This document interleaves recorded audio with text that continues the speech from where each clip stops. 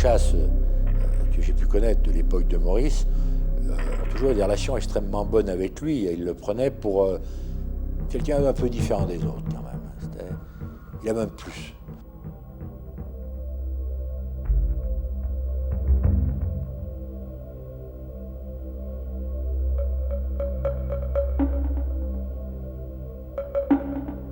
Lui-même n'était pas de ce siècle, d'ailleurs. C'est plus un personnage de ces grands découvreurs, de ces gens qui vivaient. On les imagine plus facilement vivant au XVIIIe.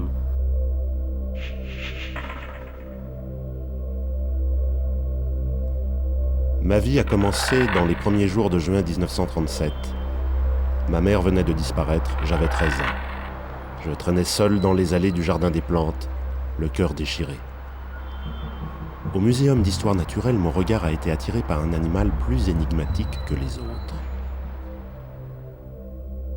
Babiroussa. Provenance, Célèbes, Moluques. J'ai juré à ce Babiroussa qui semblait aussi triste que moi qu'un jour, je partirai à la recherche de son double, où qu'il soit. Une longue quête commence pour le jeune Maurice. Il rêve d'un paradis perdu, d'un monde originel où ne vivent que des animaux sauvages. L'enfant myope, écarté par ses camarades, a une revanche à prendre sur la vie. Et c'est dans le monde des animaux que Maurice va trouver sa place. Les serpents qu'il collecte dans le bois de Vincennes pour le biologiste Jean Rostand vont être à l'origine d'une grande passion. Au gré de ses voyages, au fil de ses aventures, il gardera toujours un contact étroit, presque voluptueux, avec les reptiles. Et même lorsque la Seconde Guerre mondiale éclate, Maurice ne rompra pas le lien avec son animal fétiche.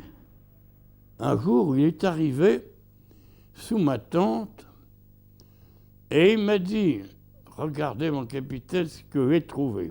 Et il a sorti de sa poche, je le vois encore, sa poche de son tri, maintenant par la queue, une énorme vipère.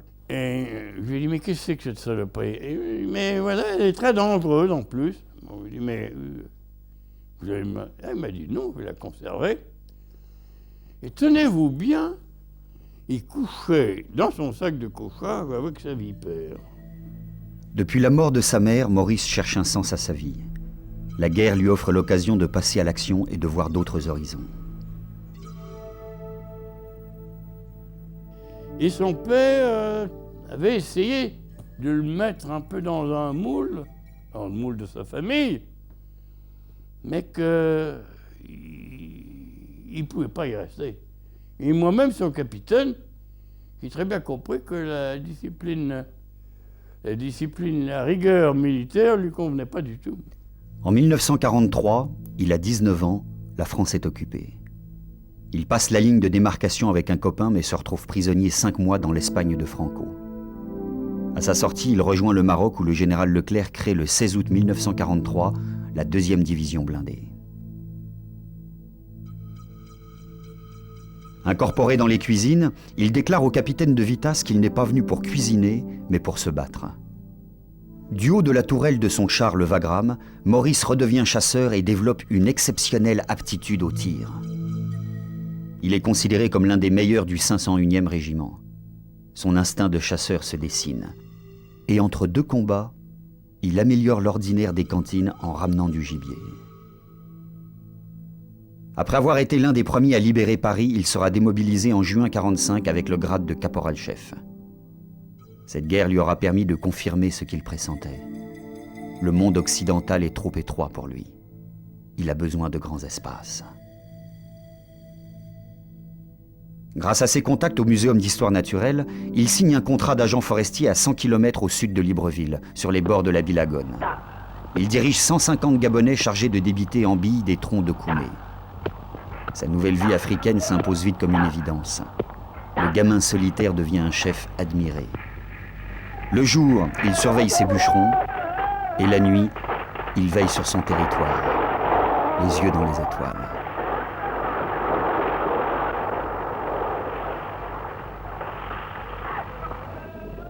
Un jour, à la tombée de la nuit, m'inspirant de danse rituelle, j'ai organisé pour mes travailleurs la danse du serpent.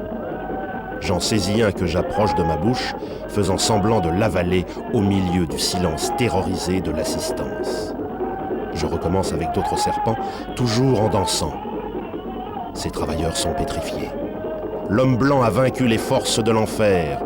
Les bêtes qui tuent lui obéissent. C'est au Gabon qu'il fait la connaissance de Maurice Avaux, l'employé d'une compagnie de recherche pétrolière. Avaux est un autre visionnaire, solide comme un roc. À la fin de leur contrat, les deux hommes se lancent un pari fou. Traverser l'Afrique en kayak de part en part. Personne n'avait encore tenté une telle aventure. Ils partent de Port-Gentil au Gabon en octobre 1951 avec pour objectif de rejoindre le Nil. Comme il n'avait pas les moyens de traverser l'Afrique pour emmener ses kayaks et revenir en descendant les fleuves, il a fallu qu'il parte du Gabon. Et en fait, au lieu de descendre, il est remonté tout le long. Ce qui était quand même un effort colossal. En plus, il n'avait jamais ramé de sa vie, jamais. Et en plus, il nageait comme un fer à repasser.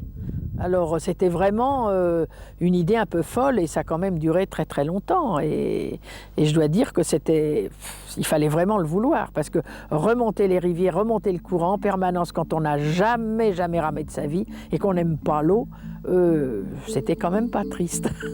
Pour atteindre certains cours d'eau, ils doivent parcourir 100 km à pied, traînant avec eux 70 kg de bagages, sous l'œil éberlué des gens du pays.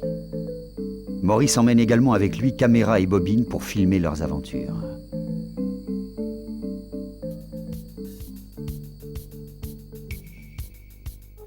L'Afrique de 1951 est encore sauvage, pleine de barrières naturelles. Sur les 5000 km du parcours, les deux hommes vont affronter des conditions extrêmes. Fleuves quasi impraticables, dénivelés, tempêtes, maladies du sommeil.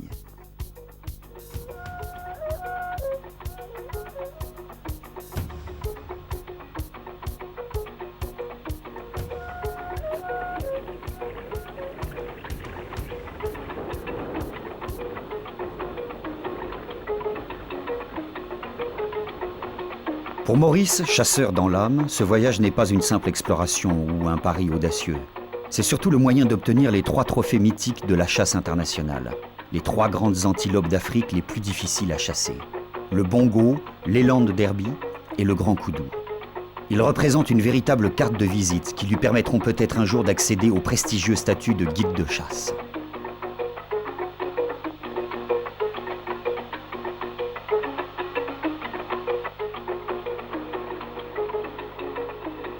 C'est dans la région de Bomassa, au Congo, que Maurice trouve le bongo, le premier trophée qu'il vise. Les bongos vivent dans les régions boisées. Leur peau se confond avec la végétation et c'est grâce au conseil des pygmées, qui sont d'excellents chasseurs, qu'ils trouvent leurs traces. Voilà le bongo, le pygmée, vous voyez, qui est devant nous, vous voyez la taille. Les pygmées chassent à la sagaie et ils imitent le cri de l'antilope. Ils arrivent tout doucement, ça fait à peu près ce bruit-là.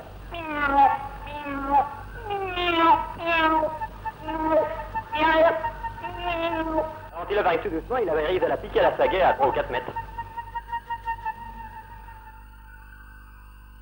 Puis il fait un détour par le Tchad pour tenter de débusquer son deuxième trophée, l'éland derby. Celui-ci peut atteindre 1,80 m au garrot et peser près d'1 tonne. C'est un animal méfiant et très difficile à approcher. L'éland derby que nous étions allés chercher, c'est un animal très rare, c'est la plus grande antilope d'Afrique que voici. Un animal, un gros mâle comme celui-ci, arrive à faire 6 à 700 kg. Celui-ci est un très bel exemplaire, les cornes faisaient 103 et 104 cm. La découverte des populations locales, de leurs mœurs et de leurs coutumes est également pour Maurice un aspect important de cette traversée.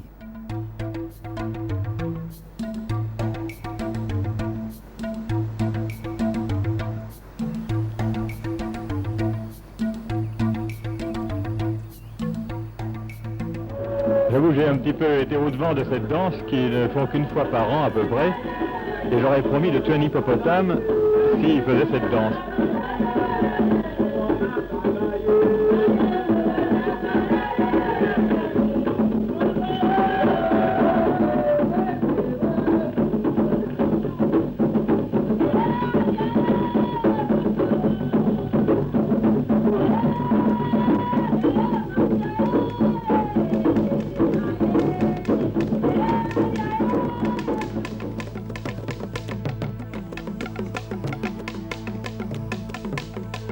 L'hippopotame est une proie facile pour les chasseurs.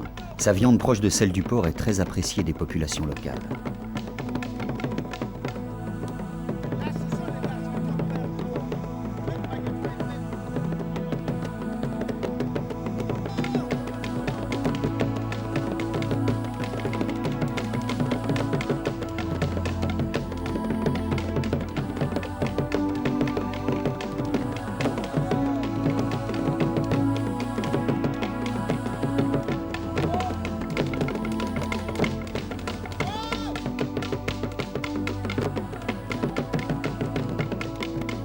Maurice apprend que l'aventurier Jean Laporte et 2 coéquipiers viennent de descendre le Nil en kayak.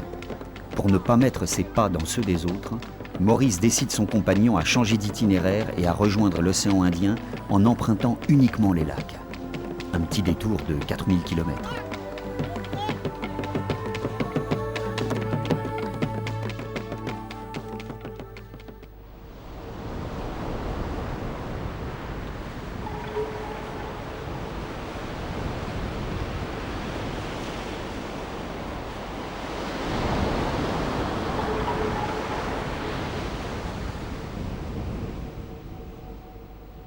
Le lac Tanganyika est l'un des plus dangereux au monde.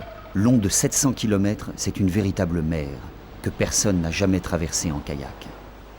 Les vagues atteignent par endroits des creux de 2 mètres. Il faut alors attendre que la lune se lève pour que le vent se calme. Un long voyage fait de nuits interminables commence. Les 2 hommes essuient une véritable tempête. Ils pensent que c'est la fin du voyage. Maurice pagaie une nuit entière contre les éléments déchaînés. Je me tourne. Avos s'est volatilisé et le rivage est loin. Personne ne sait que nous sommes là. Un quart d'heure passe où j'abandonne mon sort aux éléments. Finalement, je croise une pirogue qui me guide vers un minuscule village où je m'endors pour 17 heures d'affilée. Avos n'est pas loin.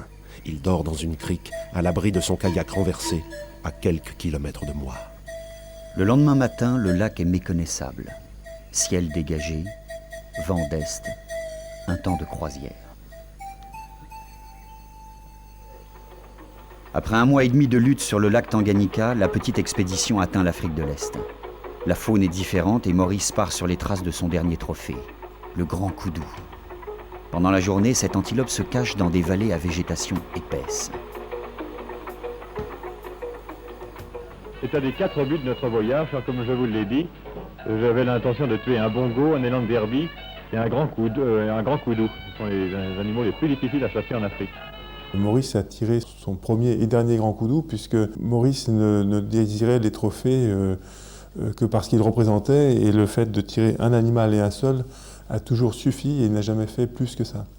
Et donc il avait chez lui quelques exemplaires de trophées, mais toujours un exemplaire unique de chaque espèce. Dans la dernière région qui mène à l'océan Indien, une dernière épreuve les attend. Une barrière inattendue. Les hippopotames. Ce sont des géants de plus de 2 tonnes, très territoriaux, prêts à piétiner les intrus.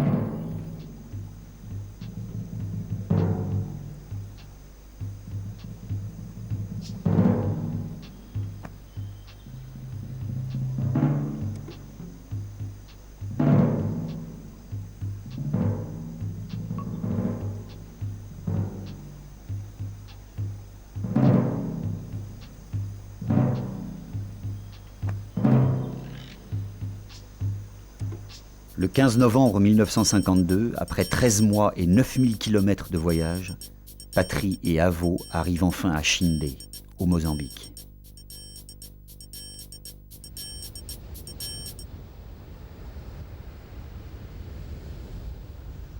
Quand ils sont arrivés à l'océan Indien, ils sont embarqués sur un bateau de commerce, l'un je crois comme cuisinier, l'autre comme manutentionnaire.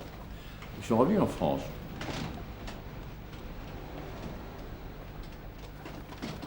Ce voyage initiatique va permettre à Maurice de se faire connaître dans le milieu de la chasse internationale. Il organise quelques conférences avec les 2 kilomètres de pellicule qu'il a ramenés et il écrit un livre. Mais rapidement, il s'endort au fond des salles et ne pense qu'à une chose, repartir pour l'Afrique. Il rêve d'un paradis où les animaux cohabitent selon leurs propres lois, loin des hommes et de la civilisation. Lui était, je dirais par rapport à d'autres, vous avez des guides qui sont venus au fond de la chasse, c'est-à-dire que leur activité principale était d'organiser un système de chasse.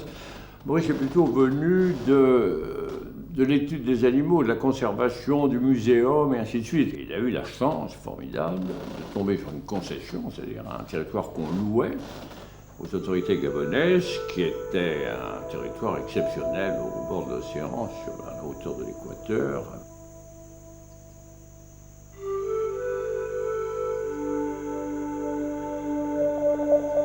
En 1954, il s'installe sur un territoire vierge, face à l'Atlantique et peuplé d'animaux sauvages.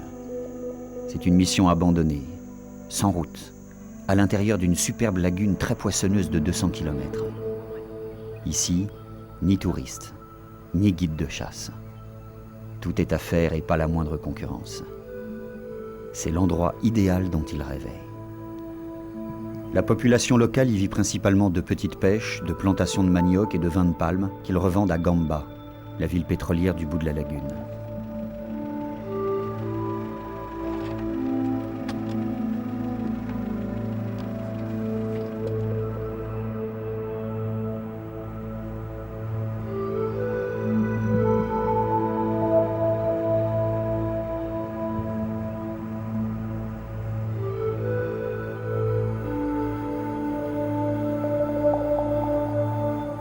C'est un lieu magique. Cet Étiama est un lieu magique. Vous imaginez, vous preniez l'avion de Paris, vous arriviez à Libreville. Libreville, il y a un petit avion qui vous emmenait sur cet Étiama où il avait lui-même, avec ses pisteurs, avec son environnement, fait un terrain d'aviation. Souvent, on s'ensablait d'ailleurs avec ce petit avion. Vous étiez au bord de la mer, avec des dizaines, des vingtaines, 30, 40, 100 km de plage. Vous aviez des buffles, des éléphants. Vous aviez derrière toute la forêt, la grande forêt primaire, la forêt équatoriale, qui est également remplie d'éléphants, de tamochères, de serpents, de buffles, certaines antilopes comme le céphalophe géant à dos jaune, le situtonga. C'était absolument formidable. Maurice s'entoure de travailleurs gabonais, pisteurs, mécaniciens, cuisiniers, hommes et femmes à tout faire. Certains viennent même de Port-Gentil ou de Libreville. Pour ces hommes et ces femmes, c'est une nouvelle vie qui commence en liaison étroite avec le monde de l'homme occidental. C'est quelqu'un que l'argent n'intéressait pas. Il vivait largement, pas très largement, enfin, mais il n'accumulait pas d'argent. Ces chasseurs venaient et payaient une cotisation qu'on ne discutait pas, qui était d'ailleurs vraiment très modeste, je veux dire, en cas moyenne, tout à fait. On n'en entendait jamais parler. C'est-à-dire que jamais il y avait une discussion ou un rappel, je ne sais quoi. Et ceux qui venaient, au fond, le faisaient connaître par le bouche à oreille. Il avait plus de chasseurs qu'il avait de place. Et il y a eu un moment où tous les grands personnages de la chasse mondiale sont allés chez lui. Des gens au nom extrêmement connus, Maître Florio, Niarchos, l'armateur grec, sont venus chasser chez lui. Il ne changeait en rien ses habitudes, c'est-à-dire que quelle que soit la situation, le rang de ces chasseurs, il les traitait absolument de la même manière, il leur faisait faire la même chose. Au début, Maurice passe son temps à observer le règne animal. En regardant vivre les animaux, il apprend beaucoup et se rapproche d'eux. Sa vie commence à ressembler à ses rêves d'enfant. Son territoire, d'une grande biodiversité, n'est habité que par seulement une centaine de Gabonais.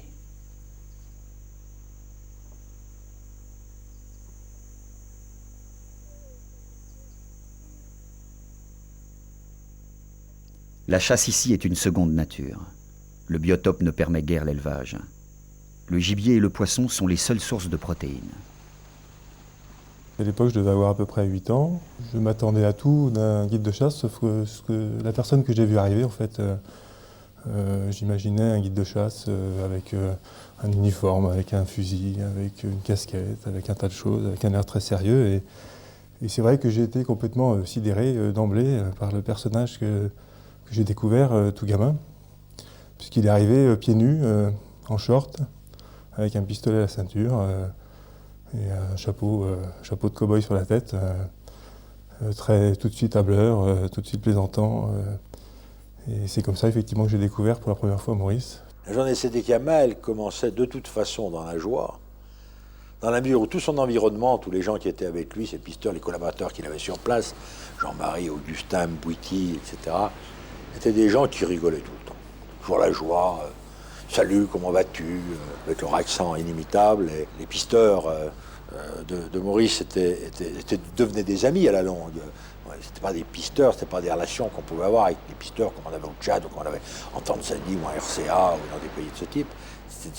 C'était autre chose, c'était une autre dimension de la chasse. Et on tutoyait également l'aventure parce qu'il y avait ces promenades en forêt ou cette chasse en forêt équatoriale où il y avait quand même, dans les palais de Tuvier, on était dans la boue, il fallait traverser souvent, on avait de l'eau à la ceinture, on sortait, on était plein de sangsues, mais on s'en apercevait même pas, c'était comme ça. Et Maurice, lui qui était toujours pieds nus dans cette brousse, on n'avait pas envie de se plaindre, on se faisait un petit peu piquer, mais il était pieds nus en short, ça, avec sa cigarette et ses 2 revolvers de chaque côté. C'était Maurice Patry. Le bouche à oreille fonctionne et les chasseurs arrivent avec pour objectif de ramener un maximum de trophées. Mais pour Maurice, la devise est claire. On ne tire qu'un seul trophée. Et encore, seulement de vieux mâles. Pas de femelles ni de petits.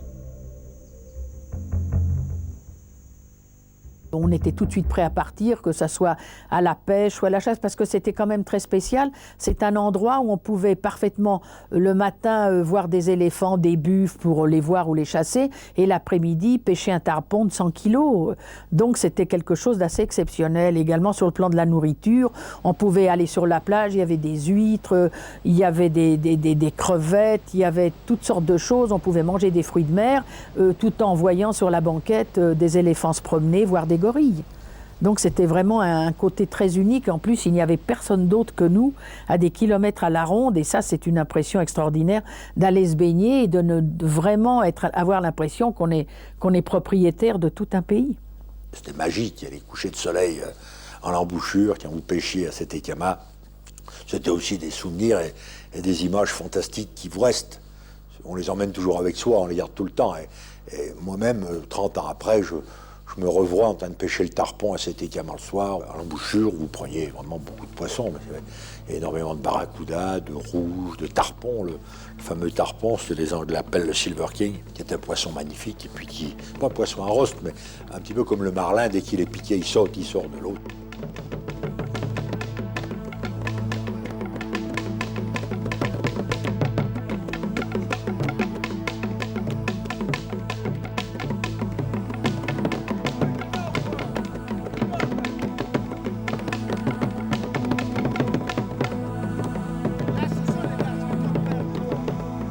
Tout rouillait tout de suite.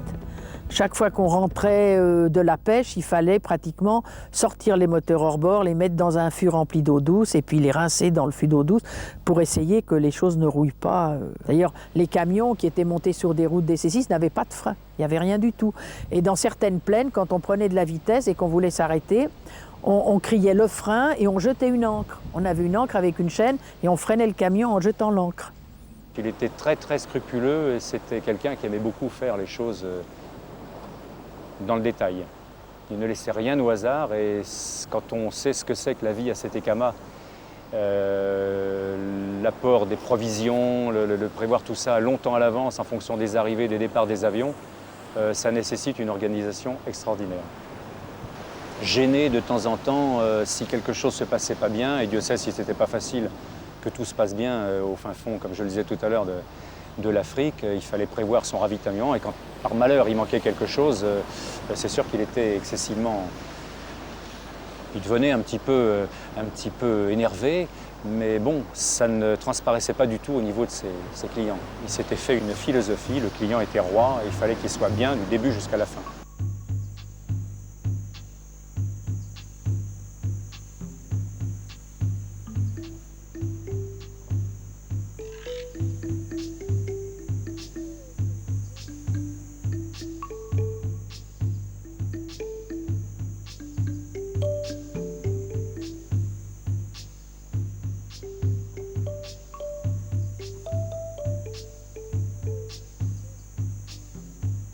Vous arrivez la première fois dans un territoire de chasse, vous pensez aux animaux, vous allez tirer, alors qu'il y a plein de choses à voir, on ne les voit pas quand on est jeune, chasseur, ou la première fois, même la première fois on ne les voit pas. Un arbre avec une forme extraordinaire, un très vieil okoumé par exemple, dans la forêt gabonaise, on ne voit pas, mais lui s'arrêtait, regardez cet arbre formidable.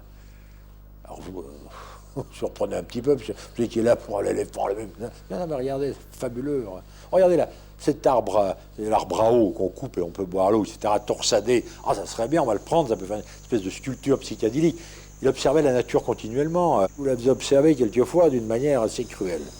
Par exemple, bon, dans les forêts, quand vous chassez en forêt, il y a des magnans, c'est-à-dire les colonnes de fourmis carnivores. Passaient sur le sol et Maurice s'arrêtait 1 mètre après, lui il l'avait enjambé, vous n'y aviez pas vu. Ça. Vous laissez au milieu et il vous montrait un pigeon vert là-haut dans l'arbre. Alors bien évidemment, il n'y avait pas de pigeon vert, mais qui est quelques secondes pour essayer de voir où était ce fameux pigeon vert. Et pendant ce temps, ces fourmis, non de non, elles vous montaient dans les pantalons, vous en aviez partout. C'était une espèce de danse de singuier au milieu de la forêt équatoriale qui faisait rire aux éclats à la fois lui-même et les pisteurs. Mais il avait un rapport très fort avec la nature.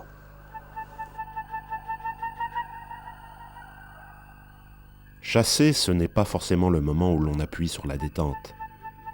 Chasser, c'est un rituel qui remonte à la préhistoire. Et c'est ça que j'aime. L'homme est petit dans la forêt, mais il est adopté s'il l'écoute et s'il accepte les règles.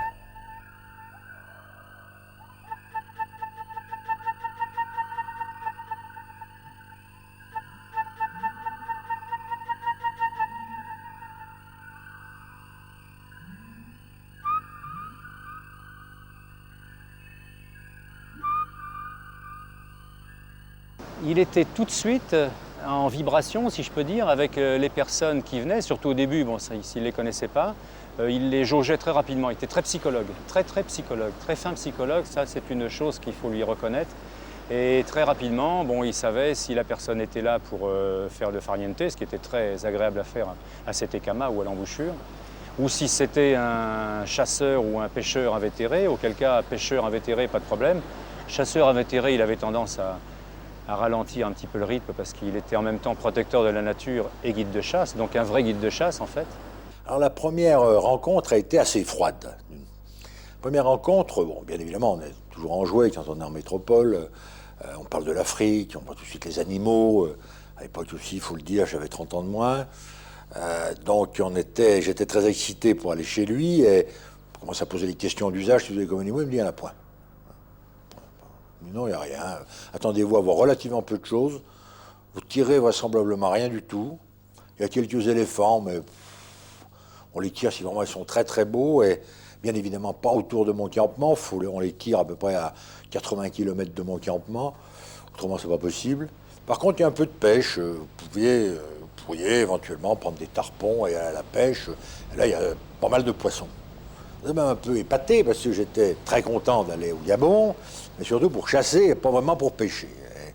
Et Maurice Patry m'avait dit d'ailleurs une anecdote qui était assez savoureuse, qu'un de ses chasseurs, parce que jamais Maurice Patry n'employait le mot client, il était toujours mes chasseurs, non pas mes clients. Je crois que c'était Maître Fleuriot qui avait dit chez Maurice Patry, on ose beaucoup plus de chaussures que de balles. Et c'est vraiment le message que faisait passer Maurice à ses chasseurs qui étaient en partance pour aller chez lui. Alors il passait son temps à convaincre les gens de ne pas tirer. Il y en avait quelques-uns que ça surprenait un peu au départ, alors qui le blaguaient en disant chez Maurice Patry on fait des safaris de traces. Par exemple, mais ça c'est une trace d'éléphant.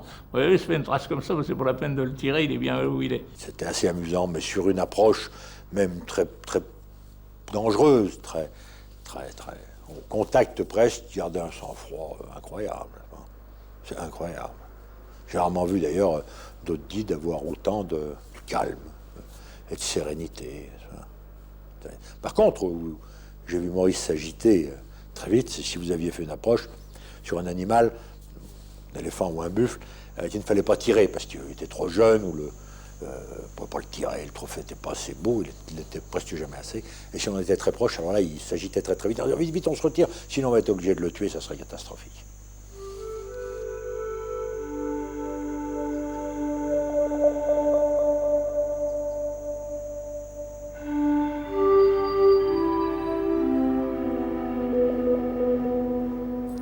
Je crois que c'était quand même un rapport très fusionnel.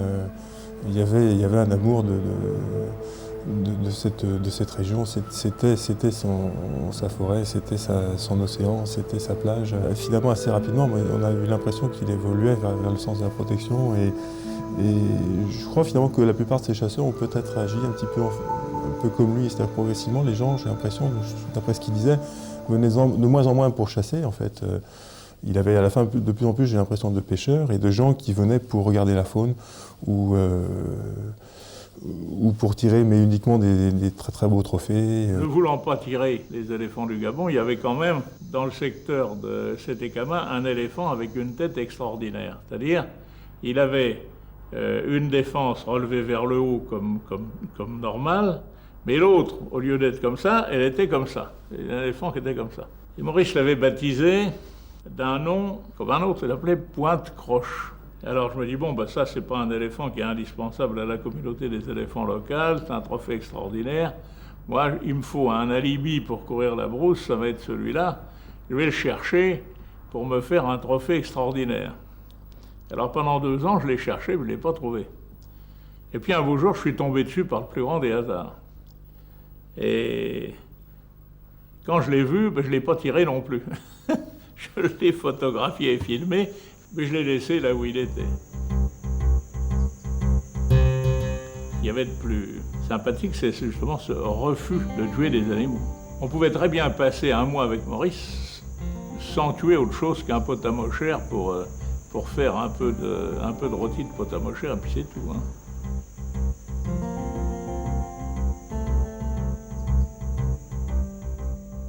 Plus ça allait, plus ces chasseurs, souvent ils leur disaient « mais vous devriez aller ailleurs », alors ils acceptaient à condition qu'ils les accompagnent. Donc ça lui a permis d'accompagner ces chasseurs un peu dans tous les pays d'Afrique, et par la suite, très gentiment, j'étais aussi invité, donc on a fait l'Angola, le Mozambique, le Kenya, la Tanzanie, et toujours donc en prenant des guides sur place, mais les clients très souvent souhaitaient que Maurice soit là et soit armé, parce que surtout pour une chasse dangereuse, ils n'avaient confiance qu'en lui. Quand on pense qu'il a été un excellent tireur, évidemment, à Sétékama, c'était un tireur émérite. Je me souviens toujours de petits tests qu'il faisait devant les clients, avec un pistolet air comprimé, et avec une glace devant lui, et un grain de riz sur un clou derrière, et donc tirant comme ça, donc avec la mire sur le grain de riz.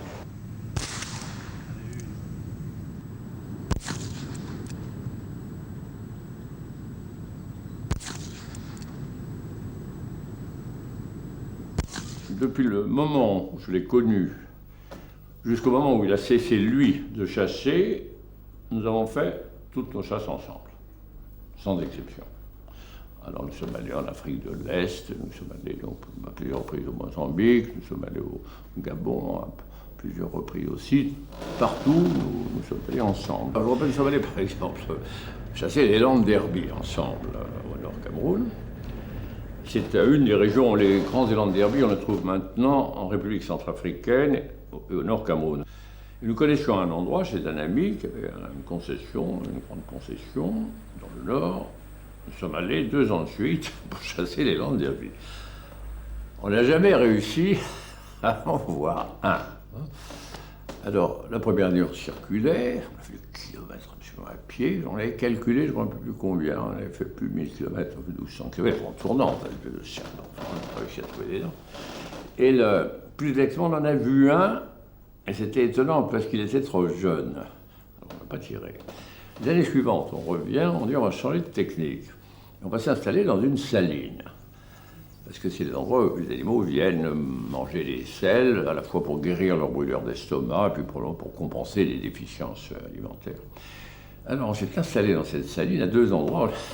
On était à 200 mètres l'un de l'autre, cachés sous des feuillages, des branches, avec des bouquins, on n'avait rien à faire toute la journée. Et on avait mis un très long fil pour pouvoir tirer si l'un voyait quelque chose, parce qu'on ne pouvait pas s'appeler, naturellement. Nous avons passé 8 jours, on n'a pas vu un élan d'Herbie. On est rentré. On était enchantés. C'était un cas très curieux, parce que c'était un très bon ami pour nous. C'était un individualiste. Et il ne voulait pas de contraintes. Il ne voulait pas devoir quelque chose à quelqu'un, même si, bon, dans la vie, les gens rendent des services, bien sûr, mais il ne voulait pas. Il voulait rester totalement libre, à la fois de son mode de vie et de ses sentiments. On est retourné relativement peu de temps avant qu'il arrête son activité sur place. Et sur la fin, c'était effectivement ce qui était prépondérant pour lui, c'était la sauvegarde du biotope et des éléphants qui s'y trouvaient et qui étaient vraiment devenus plus que ses amis. Il leur parlait tous les jours, il allait les voir, il discutait. C'était tout à fait étonnant.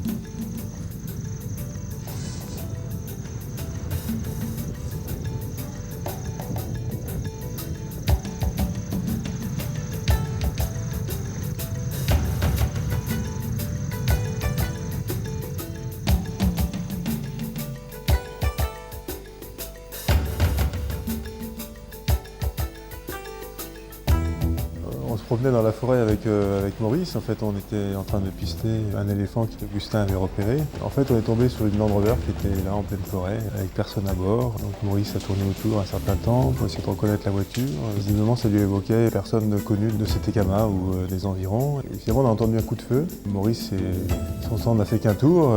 Il a ouvert le capot de la Land Rover, étant absolument certain que c'était des braconniers. Et il a ouvert le réservoir d'huile et a pris le sable qui était par terre et en a mis quand même un certain nombre de poignées.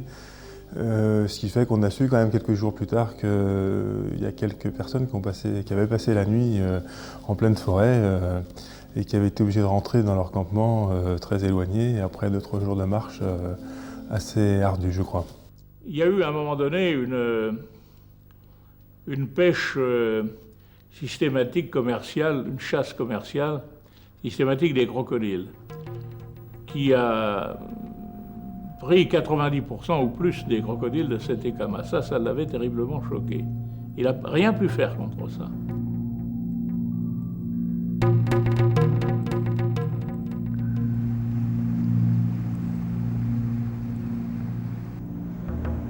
Par jour de bonne visibilité, vous pouviez voir 7, 8, 10 chalutiers à crevettes en train de racler les fonds.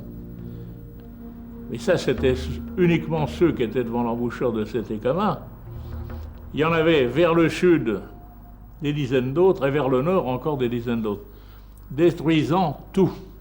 Et les grands poissons commençaient à se raréfier aussi. Alors, braconnage, prospection pétrolière, destruction des fonds marins, prospection forestière envisagée pour venir chercher les derniers okoumés là où on ne les avait pas enlevés avant. Finalement, ça lui détruisait le moral, ça, petit à petit. Non, il est parti en 81. Il est parti l'année où moi-même j'ai quitté la présidence de la République. Nous étions allés à Setekama pendant que j'étais président 2 fois. Nous étions allés 4 fois avant. Et là, nous sommes allés pour une semaine, simplement. C'est des séjours plus courts. Et en 81, il m'a dit non, je m'en vais, j'arrête. Encore aujourd'hui, à Setekama, le nom de Maurice Patry est sur les lèvres de tous les habitants. L'homme les a marqués à vie.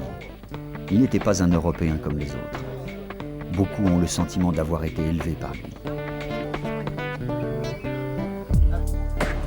Castador, Nguti et Apollo ont travaillé avec Maurice et se souviennent.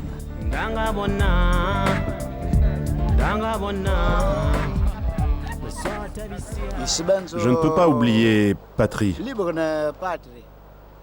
Même s'il n'est plus de ce monde, il est toujours parmi nous. Mais Patry, je peux dire que celui qui m'a fait l'information de Bruce. Alors, lorsque Patry organisait des pêches, tout le poisson était distribué aux villageois. Que ce soit le tarpon, le barracuda, le thon. Et dans ce partage, il avait l'habitude de privilégier non seulement ses travailleurs, mais aussi tout le reste du village, à qui le poisson était destiné. Et pour le gibier, c'était pareil. Il ne faisait jamais de commerce avec les poissons ou les viandes. Non, non, non, il distribuait vraiment tout à tout le monde.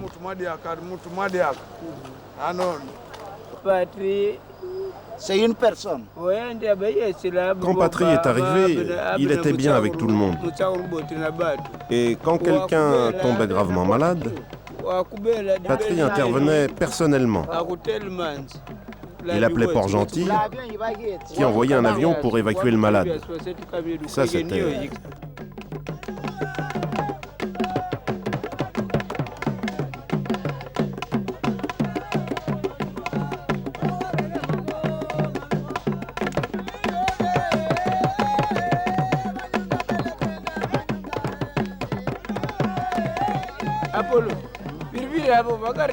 Patry n'arrêtait pas de nous étonner, puisqu'il élevait même des serpents.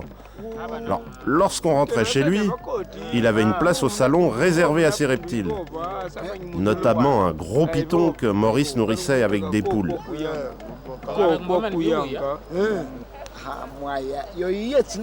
Mais une fois, le python qu'il avait ramené du Kenya a bien failli avaler le patron.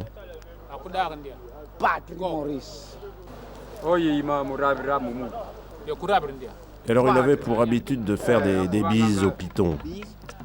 Mais alors cette fois-là, il a bien failli finir dans sa bouche, le gros python.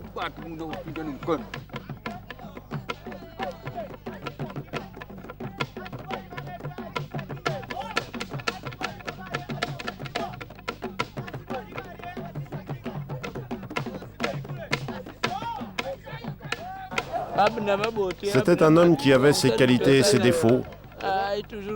Il n'existe pas d'homme parfait. Patrice était quelqu'un. Nous avons travaillé avec lui, nous tous qui sommes ici. Mais depuis qu'il est parti, eh bien, nous sommes restés seuls, orphelins, une équipe sans patron.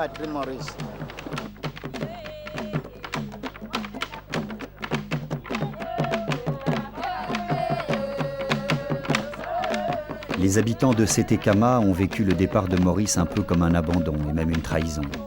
Personne depuis n'a rempli le vide qu'il a laissé. Personne n'a eu le même charisme, la même complicité.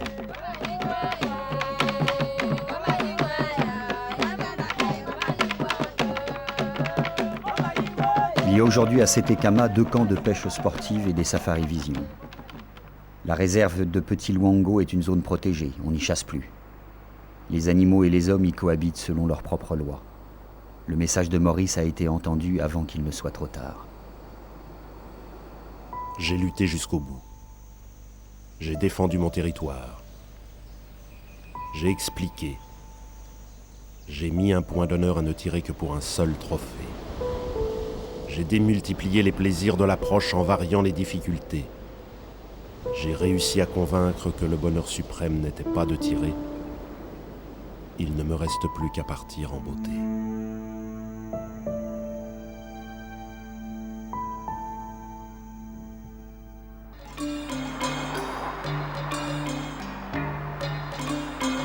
Quand il est rentré en France, donc en 81, il avait besoin d'avoir un but dans sa vie et il a repris son rêve du Baby Roussa.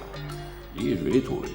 Où ils sont, je vais les photographier, faire des films, car ils n'ont pratiquement jamais été photographié ou filmé dans la nature.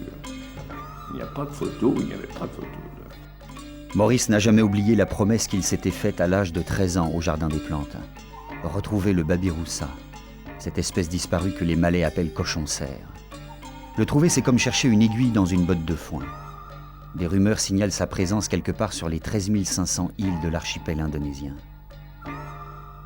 J'ai un crâne que Maurice a ramené des îles Togan qui montre bien la chose, avec donc les canines supérieures qui sortent directement verticalement sur le dessus du crâne en traversant la peau, contrairement à toutes les défenses en fait, des autres suidés qui normalement passent de chaque côté de la mâchoire. Donc ça c'est une première spécificité du Babiroussa qui a fait dire par Buffon des choses tout à fait étonnantes, comme quoi le Babiroussa la nuit par exemple pour se reposer se pendait à une branche d'arbre par ses trophées. En fait, on se rend compte que le trophée n'a strictement aucune utilité dans la vie du Babiroussa. Et il a commencé à aller en Indonésie, mais avec ses connaissances de terrain, mais il ne connaissait pas l'Indonésie. Il a été de fausse piste en fausse piste, avec des trucs complètement dingues. On le débarque sur une île où il y avait un lépreux, par exemple. Mais il ne savait pas. Normalement, il n'y avait personne sur cette île. Il voit une fumée, il s'approche. Et c'est un type qui avait la lèpre, qui avait été isolé à cet endroit-là. Donc des contacts avec ces gens-là, il faut pas avoir les jetons. Hein. C'est pas du tout évident de vivre pendant une semaine, 10 jours, parce qu'on venait le rechercher. Et là, on vient de découvrir un grand marais. Et d'après les renseignements, il y a beaucoup de babiroussas, des cerfs, des babiroutans. Et là, j'ai l'intention de camper pendant plusieurs jours. On va faire un sort de mirador où je vais même mettre ma tente.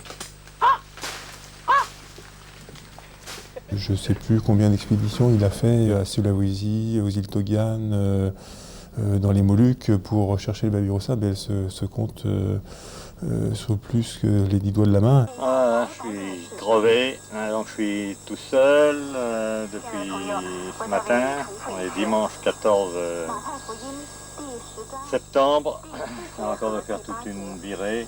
Maintenant, je suis un peu désespéré parce que j'apprends par le type qui ne voit pas de Babirusa dans ce coin-là, il y a que des Babi-Hutan. Alors là, je me repose un peu. Voilà mon bureau.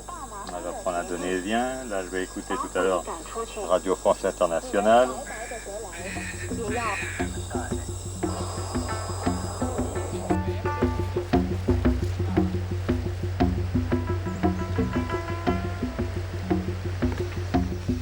Il a fait des expéditions de plusieurs mois, avec des cheminements de fourmis, en passant de village en village, en questionnant toujours en indonésien les gens qu'il rencontrait. Il a passé des jours et des jours d'affût dans des coins de forêt, soit installés dans les marigots, soit au contraire sur des affûts de fortune sur pilotis. Et des jours d'attente sans strictement rien voir. C'est témoin d'une patience totalement infinie.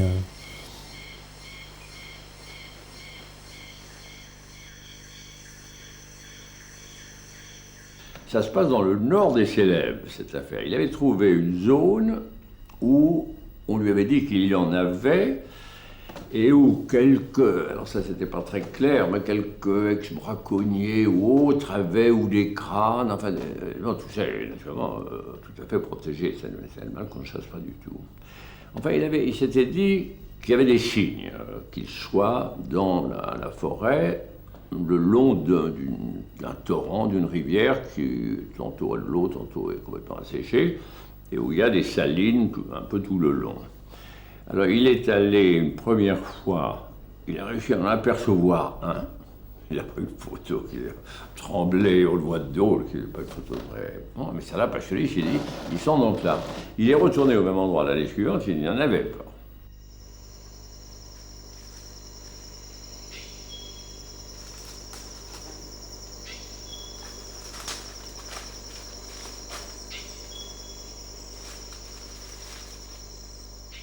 Et finalement, un jour, en 88, il a réussi à rencontrer des gens qui en avaient vu, des chasseurs de rotins qui en avaient vu, dans une zone totalement perdue, hors des cartes, hors des sentiers battus. Il est remonté plus haut, il est tombé sur une clairière qui était un pullulement. Il y avait énormément de traces. Il a installé son système, ses caméras, ses rideaux de bambou, et ainsi de suite, et il a pris un ensemble de photos déjà magnifiques. Parce qu'on voit des animaux de toute taille, de tous âges qui arrivent, et il fallait être extraordinairement silencieux, des animaux totalement méfiants qui entendent tout, sentent tout, donc il fallait être à contre-vent. Il a pris un premier ensemble de photos qui a été publié.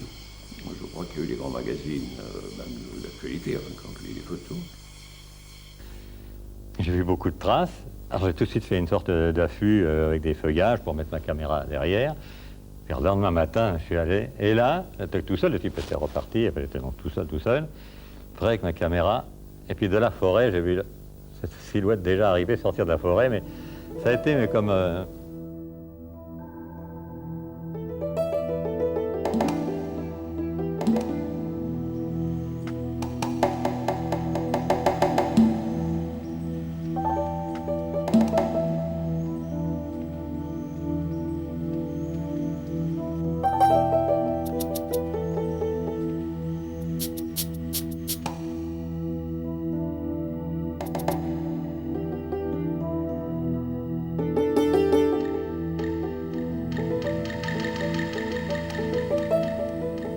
Ça a été mais comme une sorte d'éblouissement. J'ai dit, mais enfin, est-ce que je suis mort? Est-ce que je vois ce que je vois? Ou je rêve? C'est pas possible. Personne n'a vu en moi. Puis là, je le vois. L'impression d'être sur Mars. Ou sur...